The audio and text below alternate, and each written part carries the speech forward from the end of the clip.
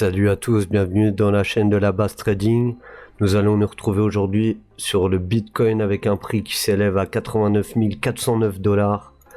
On va passer tout de suite à l'échelle de CoinMarketCap du Fear and Greed Index qui se situe à 35. On n'est toujours pas dans le neutre. Les gens sont toujours situés relativement dans la peur. Au niveau de la altcoin season, on est situé à 29. Ça veut dire que les alts continue de se casser la gueule, de ranger, il n'y a toujours pas de structure haussière. Au niveau des ETF, on a perdu hier à peu près 145 millions de dollars car on a eu une tentative, on va se passer en échelle H4 sur Bitcoin. On a une tentative de breakout de la zone qu'on avait définie entre 90 410 et 90 254. C'est ni plus ni moins qu'un fake out. Ce qu'il aurait fallu, c'est ce qu'on avait vu hier, c'est une tentative de breakout avec un pullback pour aller atteindre les 92 017. Aller taper ce fair value gap daily qui se situait entre les 91 800 et 92 017. Malheureusement, on a échoué, c'était ni plus ni moins qu'une chasse liquide, pile poil au 91 173 d'une extension de Fibo d'une structure en M 4 heures. Donc le prix s'est fait directement rejeter, hein. Donc là on a mis un gros coup de sabre pour tous les shorters qui essayaient d'avoir le mouvement, car on a toujours un biais assez bearish au niveau des 87 210. Maintenant on voit que les shorters rentrent en action de plus en plus, c'est pour ça que le prix est quand même assez dirigé vers le haut par les market makers et qu'on n'arrive pas réellement à casser le prix parce que ça reste ni plus ni moins des market makers qui poussent le prix afin de chasser les liquidités. C'est les exchanges qui vont surveiller les carnets d'ordre, ils vont voir des stop loss qui s'accumulent et ils viennent chasser ça. Là actuellement on va ranger autour des 89 493 comme on peut le voir. On n'a pas encore une belle structure, on fait une structure en WH1, on est ravalé avec une structure en MH1, donc c'est ni plus ni moins qu'un range. On n'a pas été touché encore les stop loss ici et ici du 23 janvier et du 22 janvier, on n'a pas été touché les stop loss du 21 janvier non plus. Pour moi on aurait toujours de l'intérêt quand même à descendre au niveau des 87 189. Afin de dégager tous les stop loss des longueurs ici. Un gros dip serait possible au 83 354, ça il faut le noter. Il faut pas être étonné si le prix dip de plus en plus, car là on a clairement une chasse liquide sur un ruban qui est devenu bearish. On s'est fait rejeter par la MA9 au croisement et pile poil au 91 173, donc maintenant le boulot a été fait. Si les market makers veulent envoyer le prix vers le bas, ils auront plus de mal à le faire car là ils ont bien nettoyé le marché. Si pendant le week-end les shorts s'accumulent, on va pouvoir refaire un tour avec une petite structure vers le haut afin de retravailler cette mèche. Maintenant si ça longe comme des malades, le prix on n'aura pas de mal à aller vers le bas. On va passer sur la carte de l'open interest. On voit qu'ici ça a monté beaucoup au niveau de 15 heures à l'ouverture du marché. Et ben le marché a puni tout le monde, il nous a fait clairement un fake out. Ici les traders ont pris un short, on va se mettre en échelle 15. Ici les traders ont clairement pris un short ici, et le prix n'a pas été les fils, ils attendaient comme un order block au niveau des 88 400. Le prix s'est retourné juste avant pour dégager tous les stops des shorters, donc ils n'ont pas pu TP, ils sont clairement fait stopper à break-even. Les longueurs qui ont FOMO après cette structure en W qu'on peut regarder ici, parce que on pouvait créer un WH4 en faisant point bas, point haut, point bas, point haut. Clôture ici, pullback ici, il y a beaucoup de longueurs qui ont en fait anticipé le mouvement. On va regarder dans le volume profile, c'est quand même vachement rentré au niveau d'ici. Là maintenant il y a pas mal de longueurs qui rentrent, clairement ils pensent à une hausse, donc on va aller voir la map de liquidation. On voit que sur le Ekenashi on a deux bougies rouges en dessous de la MA, avec le stochastique qui est baissier. Le volume index indique quand même que c'est assez neutre en fait. Donc ici on avait une opportunité de longue. Par contre ici longue avec deux bougies pleines sous une EMA daily, je trouve pas ça ouf, hein. On est quand même retenu par une EMA 200, donc maintenant le prix va pouvoir ranger. On est ni plus ni moins dans un range, hein. On va se mettre en 4 heures et on va voir qu'on forme un triangle de compression. Ça n'a pas changé. Ce triangle de compression, il vient sabrer les boules, les bears, pardon. Il vient sabrer les bears, il vient sabrer les boules. Donc là, c'est une compression dirigée par des market makers. Au niveau des shorters, on voit que en 4 heures, hein, on a beaucoup de shorters qui sont rentrés à 21 heures. Hein. Le ratio a quand même augmenté. Par contre, au niveau des longues, on long quand même depuis le 20 janvier. Donc on va aller voir les niveaux de liquidation. Donc là, le coup de sabre a enlevé toutes les liquidations autour des 90 234. Les 88 990, mais on voit qu'il y a quand même beaucoup de longues à venir taper au niveau des 86 000. Hein. Les shorters rentrent en action, mais prennent moins de levier que les longues. Hein. Les shorts s'accumulent beaucoup vers le haut, donc ça longue moins un levier au niveau des, ça short moins un levier qu'au niveau des longues. On va regarder le prix en 1 heure. Pour moi, clairement, le prix pourrait quand même aller faire un tour aux 88 400. Et vu la map de liquidation, aller aux 86 000. 87 000, 86 000, passer sous ce ratio. On va regarder la carte au niveau des liquidations. Donc par rapport à hier, il y a beaucoup de liquidations qui s'opèrent au niveau des 88 000. Hein. Le coup de sabre a quand même enlevé les liquidations short. Mais on voit que les shorters rentrent en action à 90 212. Il y a pas mal de shorters qui s'accumulent. Donc 90 212, ça nous ferait retourner encore au niveau de ce niveau. Hein. Donc je vais laisser ce triangle de compression. Mais honnêtement, aller faire un tour aux 88 000 serait possible. Hein. Comme on le voit sur la carte de liquidation, 88 000, 90 200, hein. Ça correspond parfaitement à ces zones. Hein. 88 300, 88 200. Donc on va continuer le range. Hein. Faut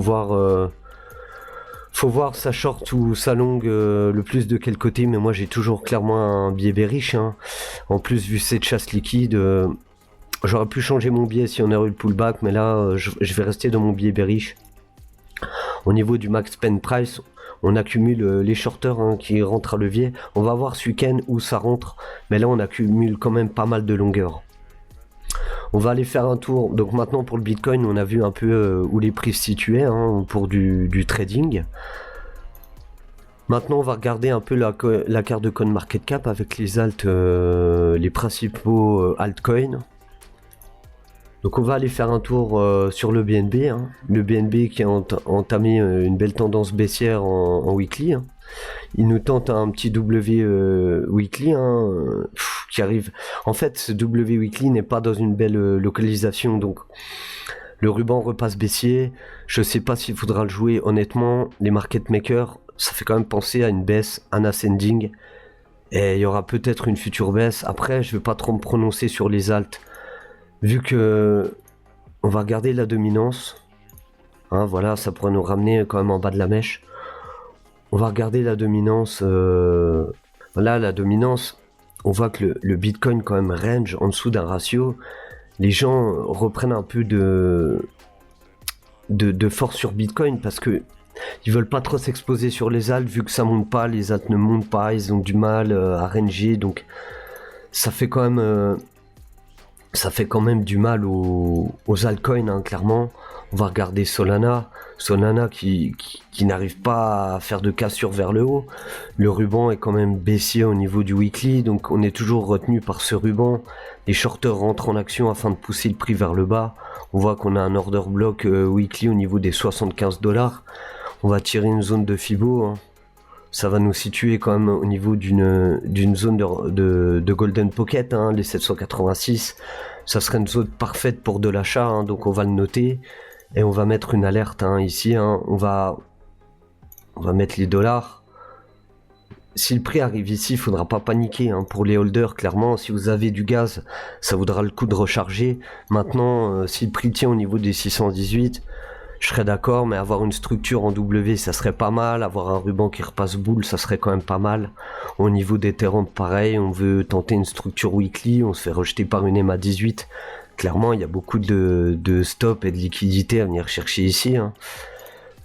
Faudrait pas être étonné si le marché continue de baisser. Au niveau de Dodge, on avait défini une zone, on y revient. Dans l'idéal, ici, on avait une structure en W, un espèce d'ascending, mais vu que le ruban était boule, c'était pas mal pour faire un pullback. On avait mis un coup de sabre à tous les longs, donc ici, le boulot avait été fait. Si la EMA aurait tenu, on aurait pu remonter parce que le marché spot avait quand même holdé. Et là, on attaque clairement tous les holders d'altcoin. XRP c'est pareil, on est dans une zone qu'on a définie, on est clairement dans un range, donc ça vaut le coup d'acheter le bas du range, shorter le haut. On a un order block de vente qui s'écrit en weekly, c'est quand même pas la folie, clairement. Si le prix revient au niveau des 88 centimes, je sais que ça paraît dingue, mais on rattaquerait en bas de la mèche. Clairement, si ce niveau pète entre les 1,86 et les 1,77, ça fera office de support. Moi, je le passerai en mode vente. Et là, ça fera vraiment une résistance, ça fera une résistance. Donc on aura une cassure, pullback, et on pourra se diriger vers le bas. Pour l'instant, on va pas spéculer trop tant qu'il casse pas. On va le laisser en mode, bleu. Donc ça va montrer que c'est un range. Au niveau de TRX, il a un rejet, il va même pas à son order block de vente. Donc tous ceux qui ont tenté ici la cassure en W, ils n'ont même pas ATP, on revient sur leur break-even. Les AL, vraiment, c'est très difficile à trader. Et au niveau de Cardano, il rattaque sa mèche et il a des order blocks à 16 centimes. Donc on a vu les 10 premiers altcoins. Maintenant, on peut faire un petit tour sur le gold. Voilà, des cartes super intéressantes, des belles cartes comme on aimerait avoir en crypto, mais qu'on n'a pas à cause de Bitcoin qui range. C'est aussi dans la main des Américains. Trump fait un peu ce qu'il veut sur le prix. On arrive à avoir des confirmations baissières. Il annule les taxes et ravalé. On veut tenter une cassure.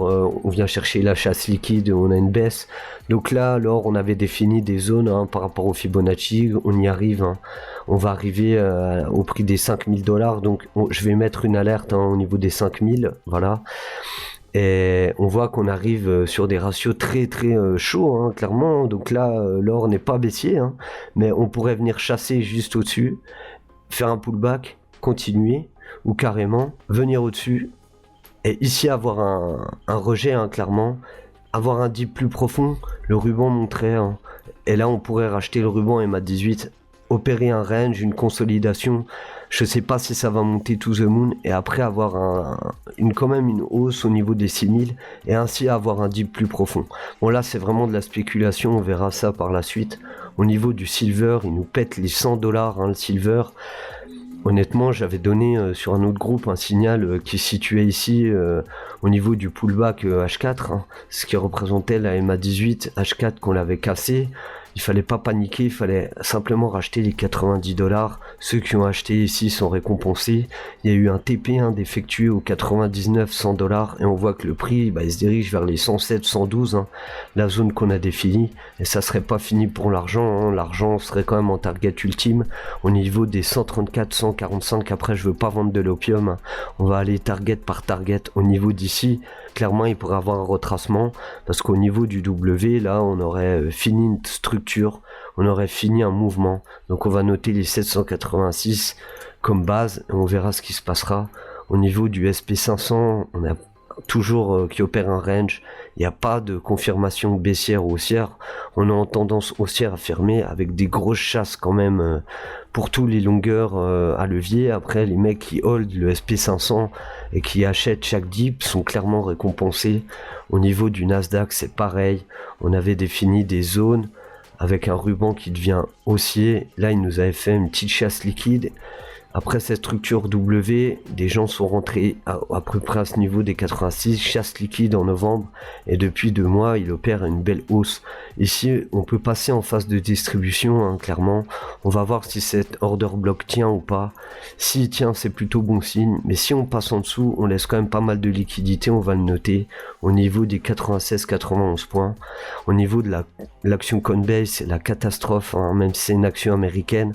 On va attendre quand même une zone qu'on va définir ici, des 1,41618 pour rentrer. Là, ça serait pas mal, ça serait une belle zone pour commencer à rentrer. Par contre, si on continue un range, l'action pourrait se diriger vers les 163 points. Donc on verra ce qui se passe. Riot Blockchain nous fait une super structure en W Weekly. Celle-là, elle tient. On est en train de casser une zone Golden Pocket. Enfin, on va arriver, on était carrément en dessous, hein. On était vraiment dans les bas-fonds, hein, sur Riot. Mais là, le fait de voir une structure en W weekly, je pense qu'on va avoir un momentum qui va devenir bull. Et au RSI, on a une belle structure aussi en W weekly avec un pullback sur la MA. C'est plutôt pas mal. Le momentum devrait passer bull. Et on aurait des targets qui se situeraient au niveau, si on repasse bull, au niveau des 32 dollars, hein, ce qui donnerait quand même plus de force au niveau de la crypto-monnaie. Au niveau de l'action Apple, on a un retracement. On va tirer une Fibo, hein, et voir à peu près où on se situe. On se situe sur le 0,382. Ici, les gens vont jouer ce mouvement. Après, le fait d'être sous la MA, sous le ruban, attention, il faut pas croire que c'est boule. On pourrait avoir un retracement plus profond. On va le noter, hein. On va noter ce retracement. Le retracement pourrait opérer à peu près au niveau des 0,5 et avoir une hausse au niveau des 0,2 et ensuite un rejet pour retourner au 618. Et ici, les institutionnels joueraient la Golden Pocket. Donc on verra par la suite ce qui se passe. Moi, Apple, je suis toujours relativement bull. Je veux pas les contrôles mouvements. Ici, hein, il avait fait à peu près pareil. Donc, mais vu qu'on se situe quand même près des 0,5, clairement, le prix ici ressemble quand même à un dip de mars 2025, l'année 2025, pour une hausse pour la fin d'année. Et là, il pourrait opérer quand même un dip au minimum au niveau des 0,5. Donc on va le noter, on va voir ce qui se passe par la suite. Mais pour moi, Apple pourrait retracer un peu plus profondément.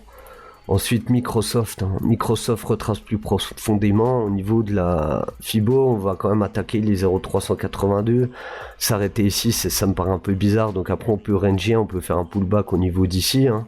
Il n'y a pas de souci au niveau des 464. Et ensuite opérer un dip plus profond au niveau des 426 dollars. On va le noter. Pour ceux qui jouent les actions, c'est quand même toujours intéressant de regarder les grosses caps, hein.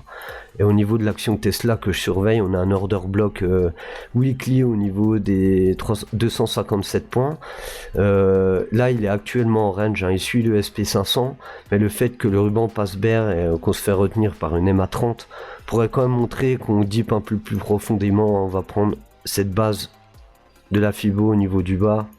En haut, hein, on voit qu'on range au niveau des 0,2, donc il pourrait au minimum opérer au niveau des 0,382. Voilà, écoutez, j'espère que vous avez aimé cette vidéo, hein. On va poser une petite question à ChatGPT parce qu'on aime bien faire ça. Qu'est-ce que tu penses du Bitcoin en H1, en H4? On va mettre en H4, hein. Il va nous faire une petite analyse, hein. C'est toujours intéressant de voir ce que nous dit l'IA. On va s'en servir, hein. Après, moi, je fais mes analyses de mon côté. J'aime toujours bien, à la fin de l'analyse, lui demander ce qu'il pense de tout ça. On va le laisser réfléchir. On va voir un peu les gainers, les gains du jour, les catégories. Voilà, on va voir les gains du jour. Donc on voit que c'est vraiment du shitcoin, hein. Il y a pas de grosse cap, c'est vraiment la cata, hein. Clairement, quand je vois ça, c'est la cata. Il y a Pump qui nous fait un 3%, mais après le dip qu'il a eu, c'est pas non plus la folie. Kaya qui nous fait 41%, ça reste quand même du gros shitcoin, hein. Faut pas croire que c'est la folie. Bon, on va laisser ChatGPT tranquille, on lui posera la question la prochaine fois. J'espère que vous avez aimé cette vidéo. N'hésitez pas à liker cette vidéo, à commenter, hein. La chaîne débute, j'ai besoin de votre soutien. Et j'espère que ça vous a plu. Prenez soin de vous. Bang bang.